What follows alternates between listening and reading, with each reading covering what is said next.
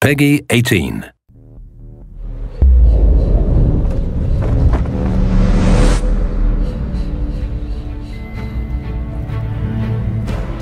This time around, we have a seamless world, all right? A world without any loading time, a world where you can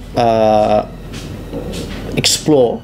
It's set in a city, a modern city, so it's set in present day. It's set in during one night, and you basically explore this modern city, and you explore Dracula's castle, which is part of the city. So the city has grown around the castle. We have a free camera, which gives you the ability to look around and see if you missed anything. And we have a world that gets progressively opened. As you progress through the story, you will get to explore new areas, and as the city becomes bigger, you'll need to teleport to and from the castle and the city, and you find an item that allows you to do that.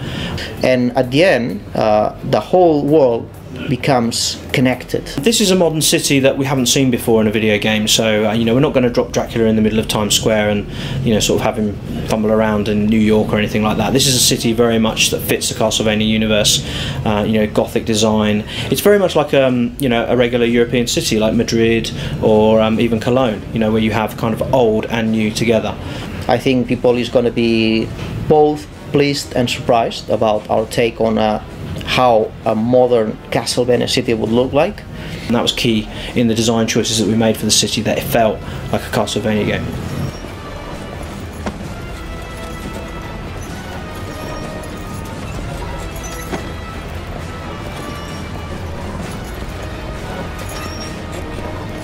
We wanted there to be a lot of variety in the environments, so it felt like it was different in everywhere that you went. Every time you turned a corner there was something new to see, something exciting to see, different lighting, different elements, huge vistas, really cool architecture, statues, that kind of stuff. We are in Spain, in an area called Castile, which is basically castle area, and there are a lot of castles here that we were able to take inspiration from. And of course, Hungary and Eastern Europe and that kind of architecture has very much played into this as well. Transylvania, Wallachia, those kind of areas that are referenced in the game. Many of the design choices that we took are taken directly from real buildings and real architecture.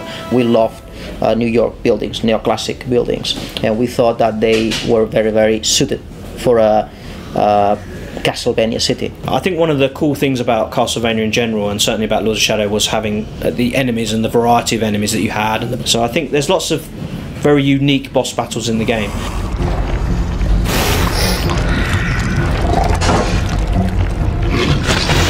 But you're going to see lots of new enemies and new characters that you haven't seen before. Especially, being set in a modern era, having modern weaponry or modern enemies to go up against is an interesting proposition, especially when you have these kind of older swords and chaos claws and whips and stuff. Fighting modern weaponry is something I think that's going to be really exciting. Satan coming back to Earth is a real danger, and is something that's a threat that's there throughout the whole game. And I have to say that Satan this time around, he knows that he's facing a very powerful foe. So he's ready. When he comes back, he's ready. And it's a very different Satan to the one that we saw at the end of Lords of Shadow 1. Not just in design terms, but in terms of character, in terms of how he's evolved as a character and his motivations and the things that he wants to achieve in coming back to take over the world. So what's really cool is the confrontation between Dracula and Satan is very, very powerful.